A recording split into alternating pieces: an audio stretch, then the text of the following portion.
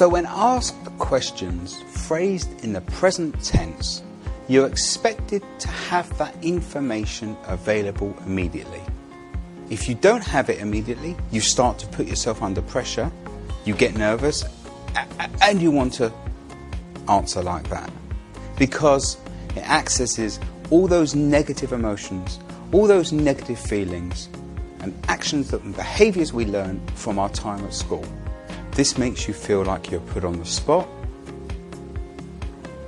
and are seen to be aggressive, intimidating, and overtly pushy. I wouldn't say necessarily aggressive, but why did you do that? So it could be seen as being aggressive. Now in sales, if we're asking aggressive questions, customers are going to be on the defensive, and that's going to make it much harder for you to build a relationship, build trust, and make the sale happen. So grammar is important and tense is vital. So having asked the question in the present tense, let's look at the future tense. Now, asking a question in the future tense is better than asking a question in the present tense. It's less intimidating. It's still a bit intimidating, but unfortunately it's seen as being too salesy, and it's often seen as being obvious by customers. You see, when you ask a question about what the person or the customer's doing in the future, you're no longer appearing interested in the customer. All you're interested in is the outcome. In other words, what's in it for you? So when are you going to buy a new car, sir? Is obviously a sales question that the salesperson is saying, I'm only really going to talk to you if you're going to be buying a car in the near future. And if you're buying it in 2 years' time, really, don't waste my time. And this is why often people feel that car showrooms are not a welcoming and enjoyable place to work. Now the reason that I always go back to the same dealership when I buy a car is because the chap I work with doesn't do that. We chat, we talk, we have whole conversations. And he doesn't try and sell me anything. He helps me buy cars. And that I like. So if you only appear interested in what you want and not interested in what the customer wants, then you're doing exactly what people think salespeople do. And that's not good for business.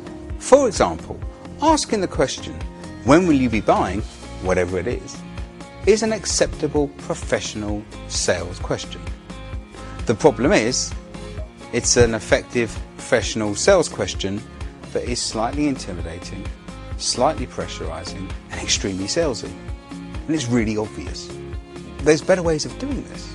So to recap, asking questions in the present tense can be seen to be personal, judgmental, pressurizing, intimidating. An example would be, so are you buying now? What a dreadful question that is. It's what the salesperson really wants to ask. Are you wasting my time? Are you going to buy now? How does a customer feel? No, I'm not buying now because it's rude. Looking in the future, saying, when will you be buying? Is again pressurizing and saying, are you going to buy now? Because if you're not, I'm not interested.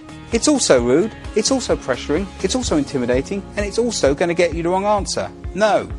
All these questions, both present and future tense, make you appear self-interested and out for what you can get. I know that if somebody is trying to sell to me and they appear only interested in what they want and what they can get, I don't want to give it to them. I'm not saying that I'm an ordinary character.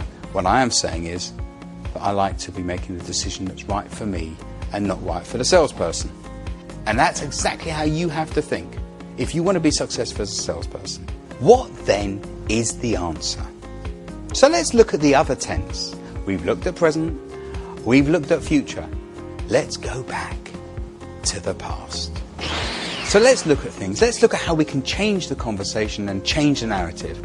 We're here in the past tense. Let's look at why I say you should always phrase your questions in the past tense. This is because when we phrase questions in the past tense, they're less pressurizing, less intimidating, and don't require a decision. Now obviously they're less intimidating unless you're in a police station, in which case it could be a very different situation.